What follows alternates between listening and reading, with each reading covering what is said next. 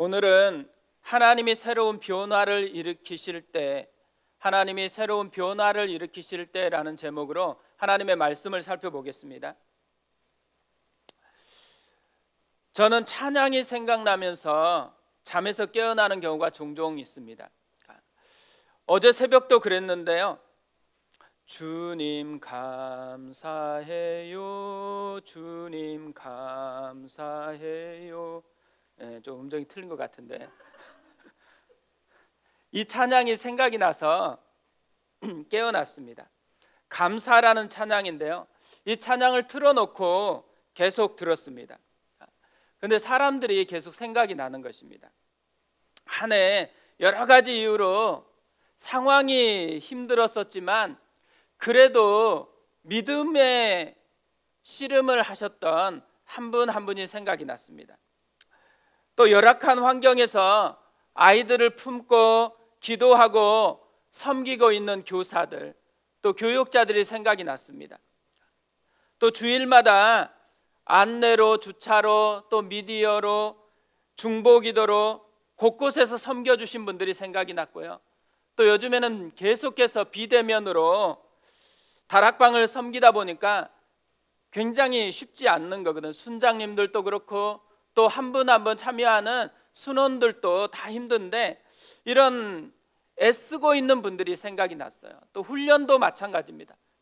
영상으로 계속 대부분의 훈련을 진행했기 때문에 훈련생들도 참 많이 힘들었을 것 같은데 하나하나가 생각이 나는 것입니다. 제가 이렇게 생각하다 보니까요, 참 좋은 분들하고 함께 공동체가 이루어져서 시간을 보내고 있구나라는 이런 마음이 들어서 정말 감사함이 일어났습니다. 그런데 찬양을 계속 듣다 보니까요, 제가 생각하는 것보다 훨씬 감사의 내용이 뛰어넘는 것이더라고요. 가사가 이렇습니다. 오늘 숨을 쉬는 것 감사, 나를 구원하신 것 감사, 내 뜻대로 안 돼도 주가 인도하신 것 모든 것 감사, 내게 주신 모든 것 감사, 때론 가져가심도 감사, 내게 고난 주셔서 주 뜻 알게 하신 것 모든 것 감사, 주님 감사해요, 주님 감사해요, 내가 여기까지 온 것도 은혜입니다. 주님 감사해요, 주님 감사해요, 나를 사랑하신 주 사랑 감사합니다.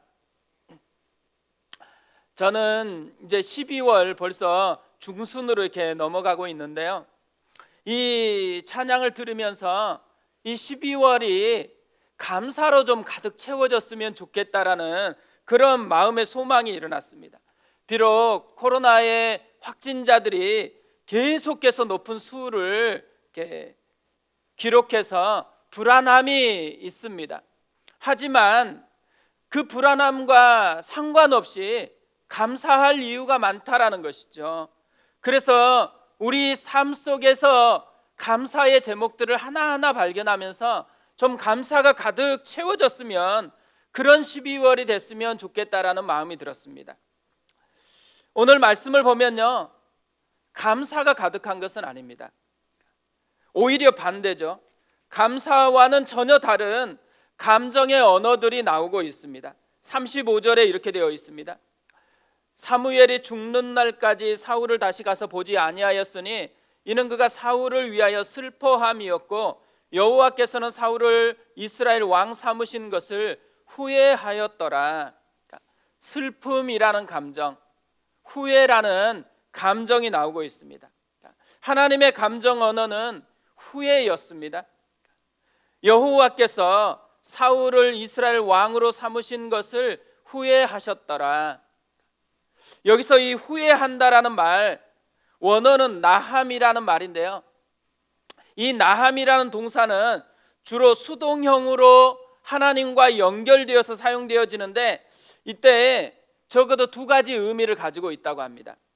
하나는 사람의 죄악에 대한 하나님의 거룩한 사랑의 고통을 표현한다고 합니다.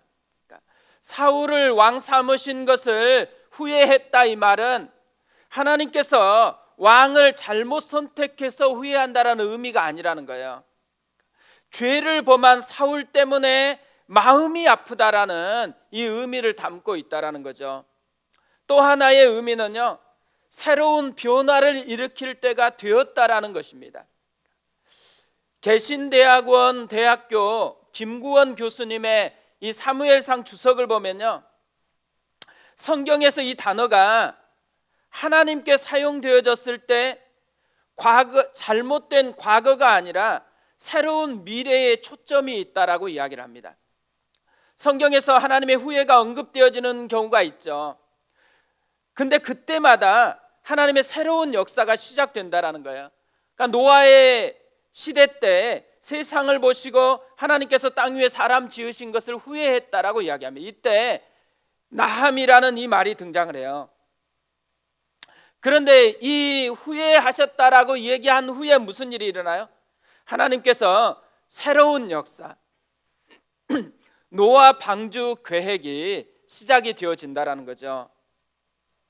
그러면서 이 김구원 교수님은 오늘 말씀의 의미를 이렇게 설명을 합니다.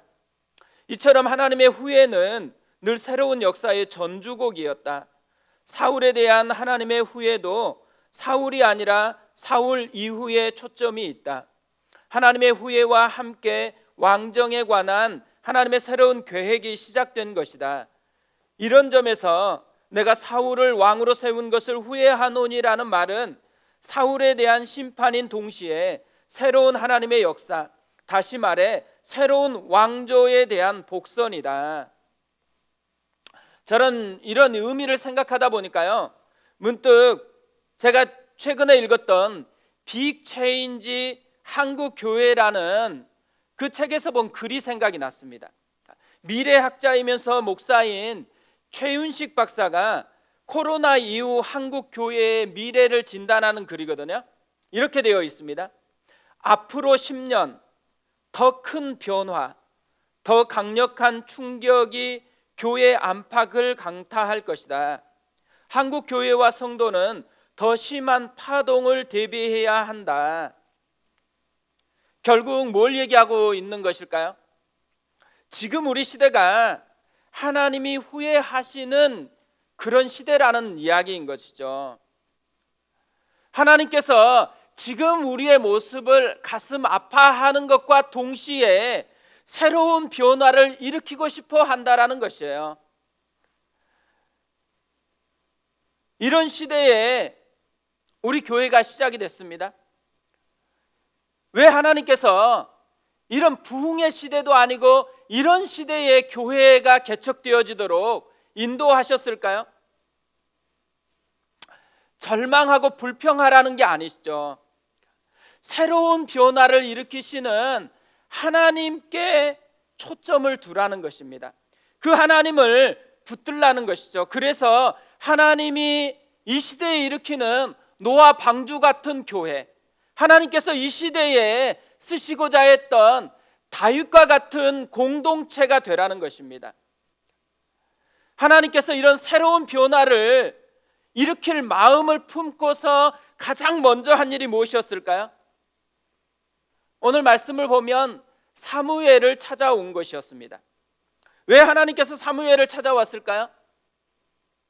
자신의 마음에 품고 있는 이런 새로운 변화를 일으키는데 사무엘과 함께 하고 싶었던 것이죠.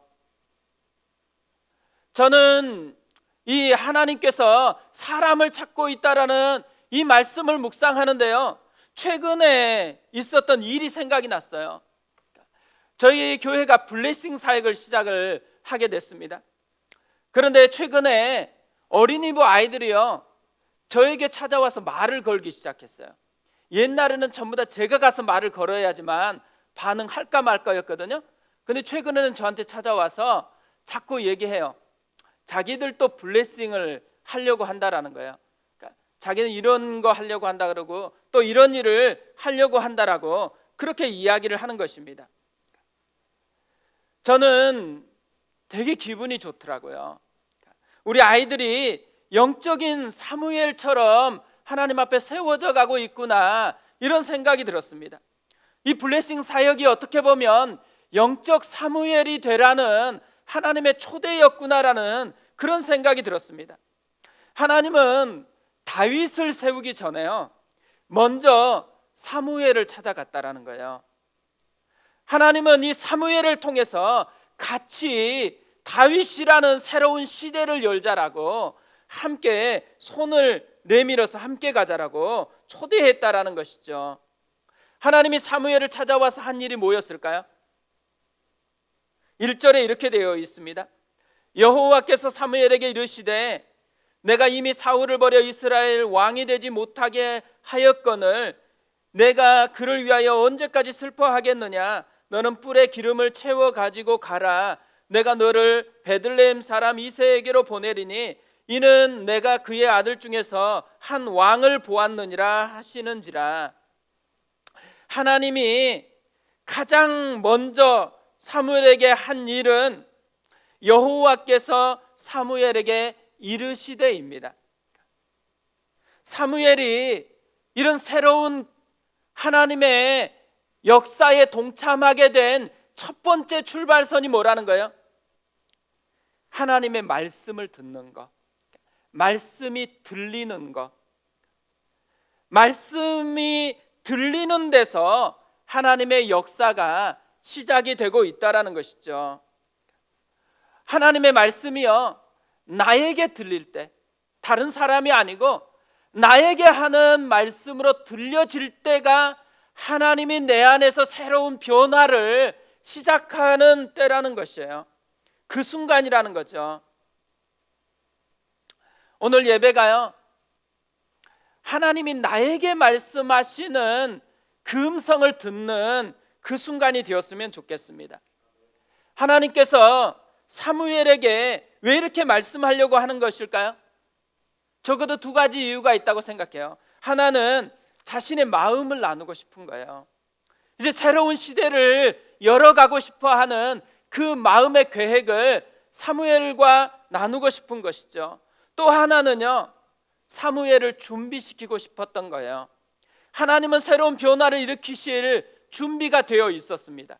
반면에 사무엘은 함께할 준비가 되어 있지 않았습니다.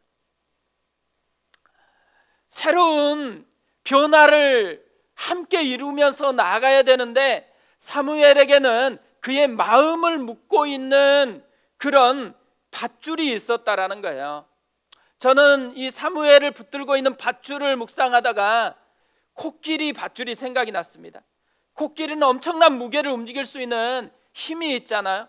하지만 서커스의 코끼리는 2m 정도의 거리를 빙빙 돌 뿐입니다. 마음의 밧줄이 묶여 있기 때문에 그런 것이죠. 코끼리가 어렸을 때에 짧은 밧줄에 묶여 있었습니다. 이동하다가 보니까 아픈 거예요. 그래서 계속해서 이 밧줄 주위만 돌고 있었거든요. 컸어요. 밧줄 풀었습니다. 그럼에도 불구하고요, 계속 그 주위만 돌고 있어요. 왜요?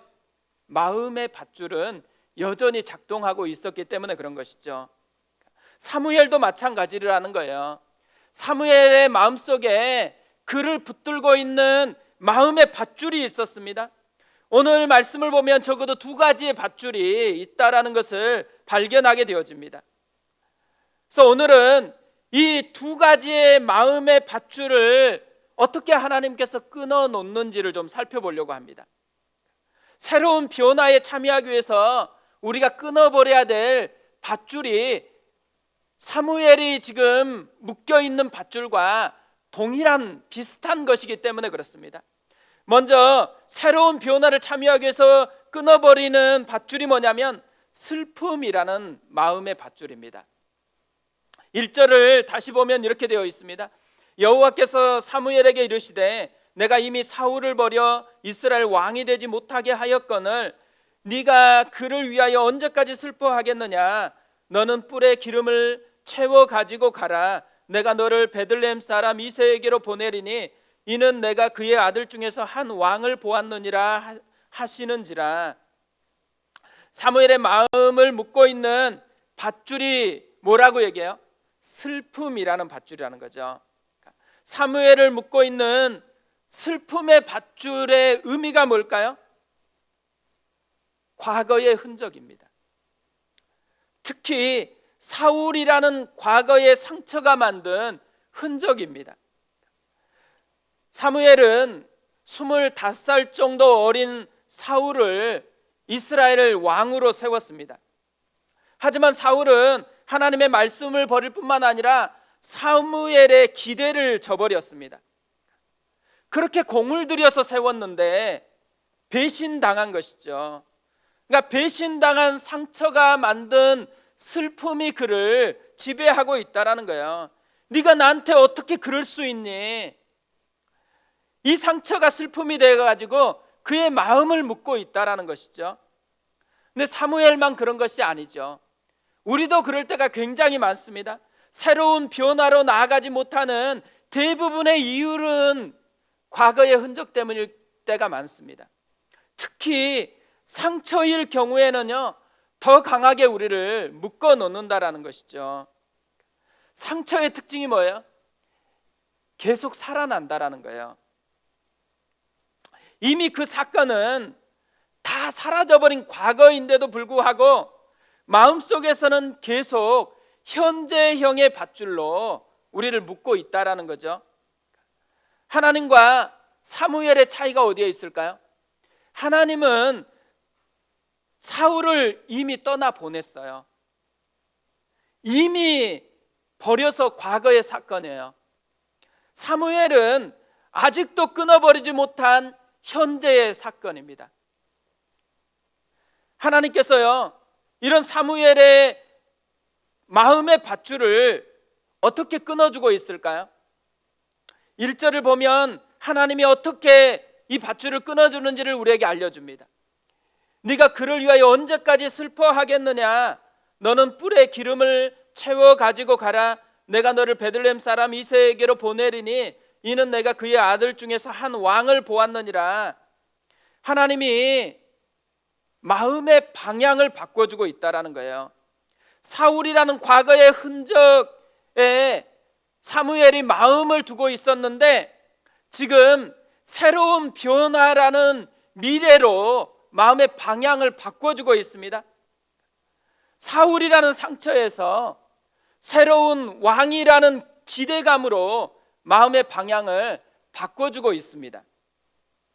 하나님께서요, 예배를 통해서 하고 싶어 하는 것, 말씀을 통해서 우리 안에서 하고 싶은 것이 있다면 이렇게 마음의 방향을 바꿔주는 거라는 거죠. 과거의 흔적에서 하나님이 하실 새로운 일에 대한 기대감으로 마음의 방향을 바꿔주는 것입니다. 저는 누가복음 4장 18절에서 21절까지의 말씀을 참 좋아하거든요. 이렇게 되어 있습니다. 주의 성령이 내게 임하셨으니 이는 가난한 자에게 복음을 전하게 하시려고 내게 기름을 부으시고 나를 보내사 포로된 자에게 자유를, 눈먼 자에게 다시 보게 함을 전파하며 눌린 자를 자유롭게 하고 주의 은혜의 해를 전파하게 하려 하심이라 하였더라. 책을 덮어 그 맡은 자에게 주시고 앉으시니 회당에 앉은 자들이 다 주목하여 보더라. 이에 예수께서 그들에게 말씀하시되 이 글이 오늘 너희 귀에 응하였느니라 하시니, 예수님이 안식일에 회당에서 직접 찾아서 읽은 성경 말씀이에요. 근데 오늘 말씀을 보면요, 사람들이 마음을 두는 것하고 예수님이 마음을 두는 것이 다르다라는 것을 발견하게 됩니다. 사람들은 주로 마음을 어디에 두고 있을까요? 가난한 사람들은요, 가난에 마음을 둡니다. 포로되고 눌린 사람들은 자기를 포로되게 했던 것, 자기를 눌리게 했었던 그 상황에 마음을 두죠. 병든 사람도 마찬가지예요. 자기의 병든 것에 마음을 두고 있다라는 거예요. 다 과거의 흔적, 그것에 마음을 두고 있다라는 거예요. 그런데 예수님께서 어디에 마음을 두고 있다라고 얘기해요? 예수님은 새로운 변화에 마음을 두고 있다라는 거예요. 가난한 자들이 아니고 복음에 마음을 두고 있다고 얘기합니다. 포로된 자들, 눌린 자들이 아니고 그들이 누릴 자유에 마음을 두고 있다라고 얘기해요. 눈먼 자가 아니고 다시 보게 함에 마음이 있다라고 이야기를 합니다. 사람들이요,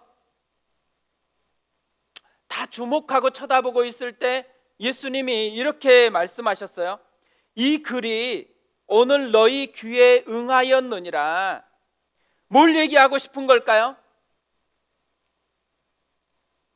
너희도 이제부터는 마음의 방향을 바꾸어라. 예수님께서 이렇게 말씀하고 싶은 거라는 생각이 들었습니다. 전에는 너희가 능력이 없어서 마음의 방향을 어쩔 수 없이 그런 것에 두고 있었지만 지금부터는 예수님이 계시기에 마음의 방향을 바꿀 수 있다라는 것입니다. 이것이 우리가 해야 될 일이라는 것이죠. 끊임없이 우리는 새로운 도전을 하기를 원하는 성령님의 두드림을 느낍니다. 그때마다 과거가 아니고 우리를 발목 잡고 있는 그것이 아니고 하나님이 하실 일에 마음의 방향을 두고 나아가야 된다라는 것이죠. 두 번째로요, 새로운 변화에 참여하기 위해서 하나님께서 사무엘의 마음의 밧줄을 끊어준 것, 두려움이라는 마음의 밧줄입니다. 2절에 이렇게 되어 있습니다. 사무엘이 이르되 내가 어찌 갈 수 있으리이까 사울이 들으면 나를 죽이리이다 하니 여호와께서 이르시되 너는 암송아지를 끌고 가서 말하기를 내가 여호와께 제사를 드리러 왔다 하고, 하나님께서요 이제 진짜 새로운 변화를 향해서 함께 가자 초대했어요. 사무엘이 한 말이 뭐예요?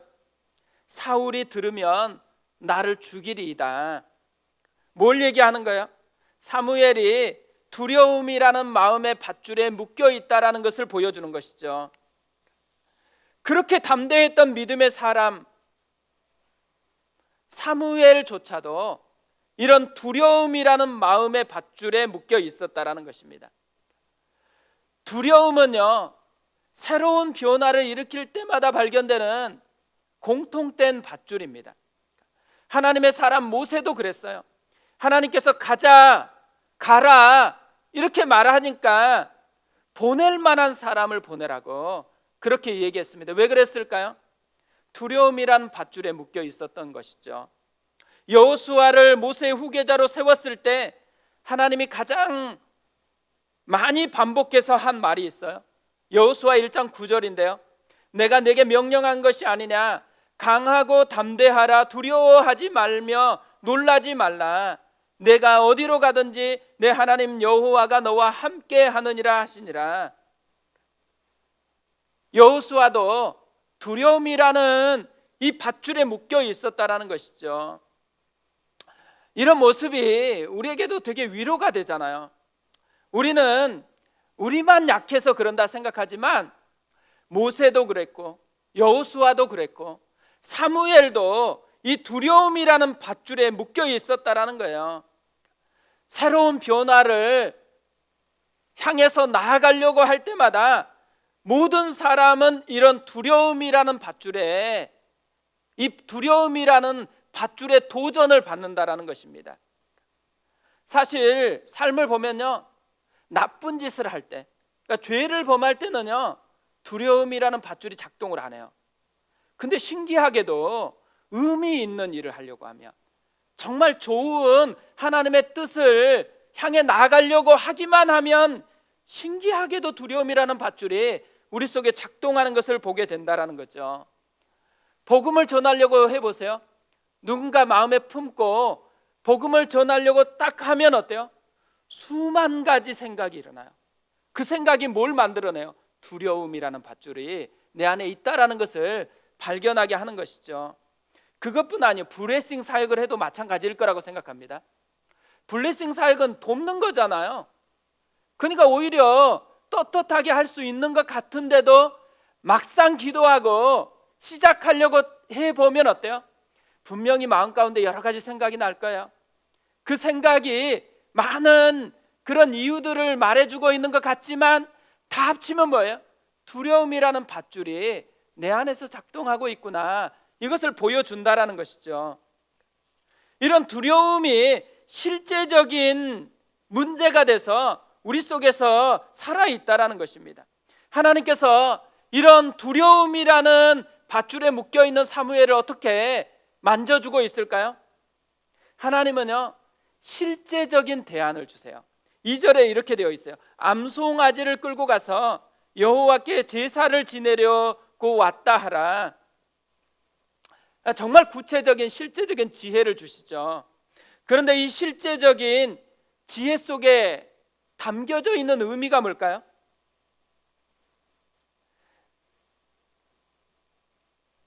지금 사무엘은 실제적으로 느껴지는 자기를 다스리고 자기에게 위협을 가하는 왕을 누구로 생각하냐면 사울이라고 느끼는 거예요. 근데 하나님께서 이렇게 말씀하시는 의도 속에는 뭐가 있는 거예요? 사울 왕보다 더 크고 실제적으로 다스리고 있는 진짜 왕이 여기 너와 함께 하고 있다라는 것이죠. 진짜 다스리고 계시는 하나님을 바라보라는 것입니다. 그러니까 두려움의 문제는요, 두려움과 싸우는 게 아니에요. 믿음을 가져야지만 두려움을 이겨낼 수 있다라는 것을 보여주는 것이죠. 몽골에 있는 사람들은 시력이 6.0 정도까지 나온다고 그래요. 그러니까 몽골에 있는 사람이 이렇게 시력이 좋은 이유는 넓은 초원에서 유목 생활을 하면서 양들을 멀리까지 보는 것에 익숙해져 있기 때문이라는 거예요. 반대로 우리가 시력이 좋지 않은 이유가 뭐겠어요? 너무 가까이에 보는 것들이 많아졌다라는 거예요. 그래서 눈의 조절 근육이 과도하게 수축되어 있기 때문에 우리는 멀리 보지 못하는 그런 것으로 고정이 돼버렸다라는 거죠. 믿음도 마찬가지라는 것입니다. 자꾸 가까이 있는 현실, 사울왕이 지금 자기에게 멀리 떨어져 있음에도 불구하고 내게 현실적으로 다가오는 그것에 마음의 눈이 고정되어 있으니까 멀리서 다스리고 있는 더 크신 하나님을 느끼지 못하는 그런 모습이 되어버렸다라는 것이죠. 너무 현실만 보고 있으면 믿음이 작동할 수 없다라는 것을 보여주는 것이죠. 베드로가 그랬어요. 베드로가 예수님을 보았을 땐 바다 위를 걸었죠. 하지만 바람을 볼 때 바다에서 빠져 들어갔습니다. 예수님을 보았을 때는 믿음이 작동되게 되었는데 가까이 있는 바람을 보니까 두려움이 작동되고 있다라는 것을 보여주는 것이죠. 사무엘도 마찬가지였다라는 거예요. 사무엘에게 지금 두려움이 작동한 이유가 뭐라는 거예요? 너무 가까이 있는 사울만 보고 있다라는 거예요. 사울을 보지 말고 크신 하나님을 믿음의 눈으로 바라보라는 것이죠. 이게 하나님의 처방이었습니다. 히브리서 11장 6절에서는 이렇게 말씀합니다. 믿음이 없이는 하나님을 기쁘시게 하지 못하나니 하나님께 나아가는 자는 반드시 그가 계신 것과 또한 그가 자기를 찾는 자들에게 상 주시는 이심을 믿어야 할지니라. 우리가 아직도 두려움이 찾아올 때가 있죠. 두려움이 있다라는 말은 뭘 얘기하는 거예요? 믿음의 눈으로 하나님을 보아야 될 때가 되었다라는 거예요. 이제는 두려움 속에 있지 말고 믿음의 눈을 들어서 주를 보아야 된다라는 것이죠. 저는 오늘 말씀을요, 주가 일하시네라는 찬양으로 마무리하려고 합니다. 이 찬양에 오늘 말씀의 메시지가 그대로 담겨 있다라고 생각하기 때문에 그렇습니다. 가사가 이렇습니다. 날이 저물어 갈 때, 빈들에서 걸을 때, 그때가 하나님의 때, 내 힘으로 안 될 때, 빈손으로 걸을 때, 내가 고백해 여호와 이래. 주가 일하시네, 주가 일하시네, 주께 아끼지 않는 자에게, 주가 일하시네, 주가 일하시네, 신뢰하며 걷는 자에게. 우리 모인 이곳에 주님 함께 계시네. 누리네 아버지 은혜, 적은 떡과 물고기 내 모든 걸 드릴 때 모두 고백해 여호와 이래. 주가 일하시네, 주가 일하시네, 주께 아끼지 않는 자에게. 주가 일하시네, 주가 일하시네, 신뢰하며 걷는 자에게. 이 가사를 보세요. 날이 저물어 갈 때, 빈들에서 걸을 때, 내 힘으로 안 될 때, 빈손으로 걸을 때, 이때 우리가 주로 느끼는 마음이 뭐죠? 정말 힘들다라는 거죠. 힘들다, 망했다, 하나님 왜 나한테만 이러지? 이런 마음이 드는 그런 때잖아요. 그런데 가사가 어떻게 전개돼요? 그때가 하나님의 때, 여호와 이래. 왜 이렇게 고백할 수가 있을까요? 답은 너무 선명합니다. 주가 일하시네, 주가 일하시네. 주가 일하신다라는 것을 깨달았기 때문이라는 것이죠. 믿음으로 사는 것은요, 세상이 도저히 이해할 수 없는 역설의 삶입니다. 그런데 우리는 이 삶으로 초대받았다라는 거예요. 이제 크리스마스가 얼마 남지 않았습니다. 크리스마스는 뭘 하라는 사인일까요? 저는 오늘 말씀을 묵상하다가요, 크리스마스는 마음의 방향을 바꾸라는 그런 사인이구나라는 생각이 들었습니다. 크리스마스는요, 현실에 너무 자잘한 것에 집중되어 있는 우리를 믿음의 눈을 열어서 예수를 바라보라고, 새로운 역사를 이루실 그분을 바라보라는 사인으로 그렇게 느껴졌습니다. 이번 한 주간이 마음의 방향을 바꾸고, 이번 한 주간이 믿음의 눈을 들어서 주님을 바라보는 그런 한 주간 되었으면 좋겠습니다. 우리 그 마음을 가지고 우리 찬양하고 기도하겠습니다. 날이 저물어 갈 때, 빈들에서 걸을 때, 그때가 하나님의 때, 내 힘으로 안 될 때, 빈손으로 걸을 때 내가 고백해 여호와 이래. 주가 일하시네, 주가 일하시네. 주께 아끼지 않는 자에게 주가 일하시네, 주가 일하시네. 신뢰하며 걷는 자에게. 우리 같이 찬양합니다. 날이 저물어 갈 때,